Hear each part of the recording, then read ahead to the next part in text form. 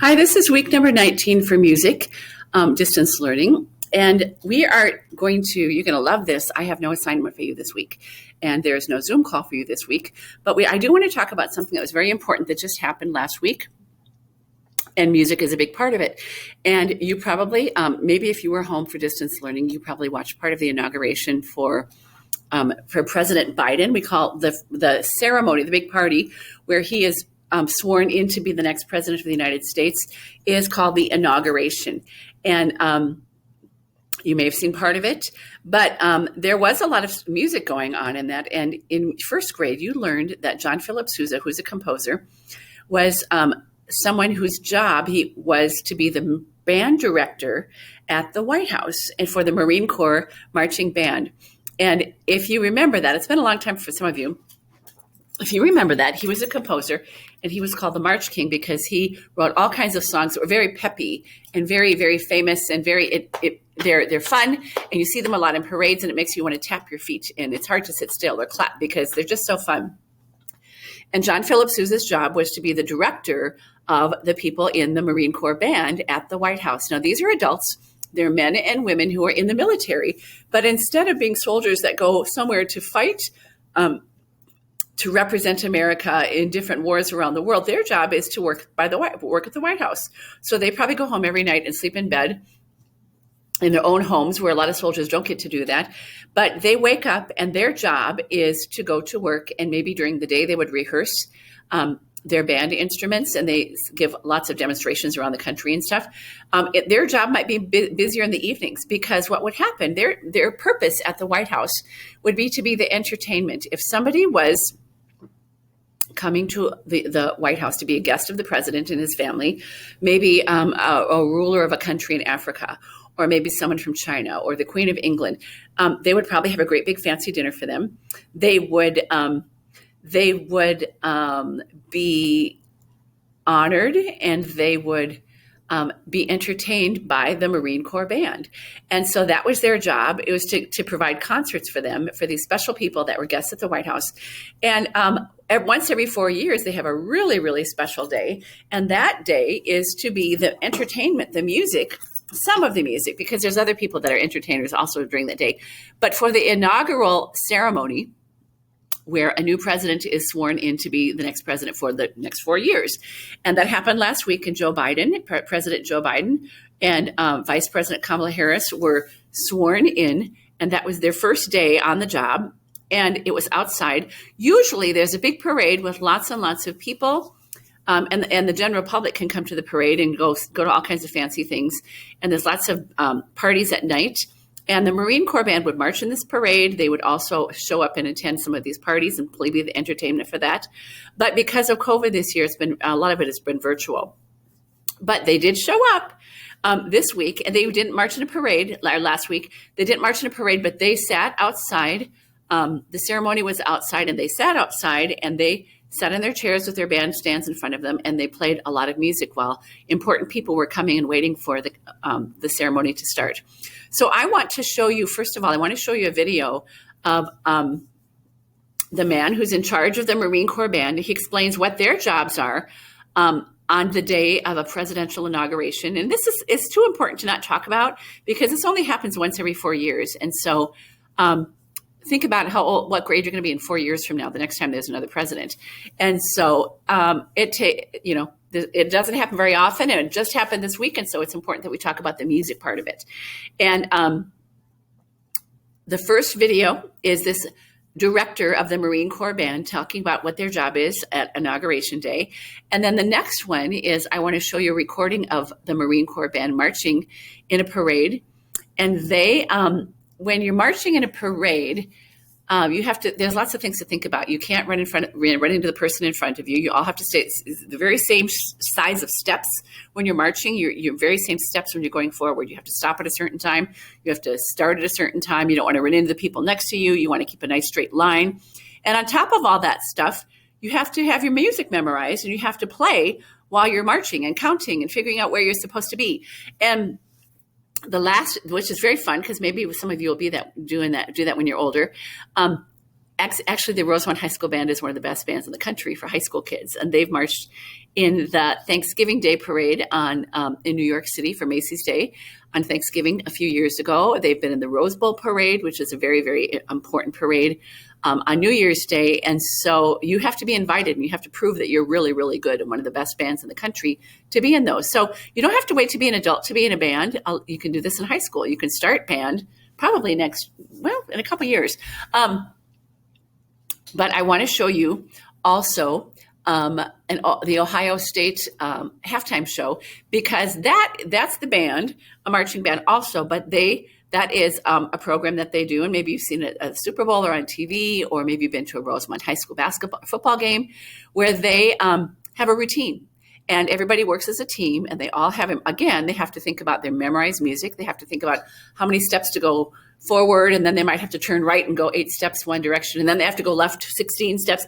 Very hard. And they have to work as a team, because if you see it from the sky or from a drone, they form very fancy designs on the football field. And if people are just goofing around and doing whatever they want to do, it doesn't work. So you have to really work as a team, and you have to be very good to be in one of these college bands. So the first thing is talking about what the Marine Corps band does on Inauguration Day. Then you'll see that same band in a parade. And these are adults, they're moms and dads, and this is their job. And then you'll see Ohio State, and these are college kids who've worked really hard in a halftime show. So this is a marching band day.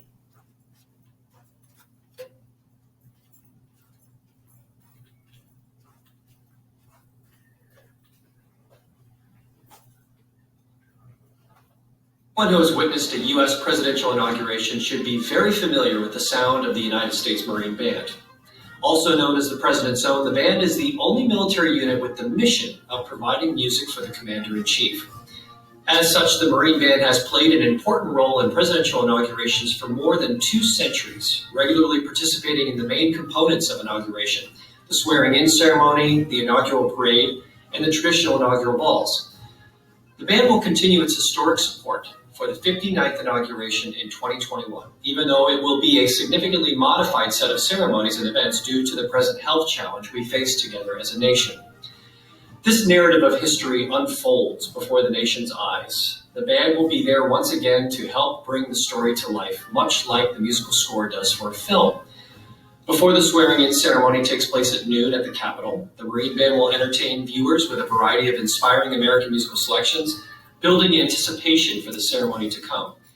The music will continue as distinguished guests such as former presidents, former vice presidents, and family members make their way to be seated for the official oath of office taken by the Vice President and the President of the United States. Our national anthem will be present front and center, as are other beloved and iconic patriotic songs. Immediately following the oath of office, the Marine Band will perform Hail to the Chief for the new president for the very first time, musically ushering him in as the next leader of the United States. At the conclusion of the president's inaugural address and the benediction, the band traditionally brings this occasion to a festive close with our national march, John Philip Sousa's The Stars and Stripes Forever. It is a very fitting musical exclamation point on this special ceremony and an appropriately patriotic introduction to the next chapter of the American presidency.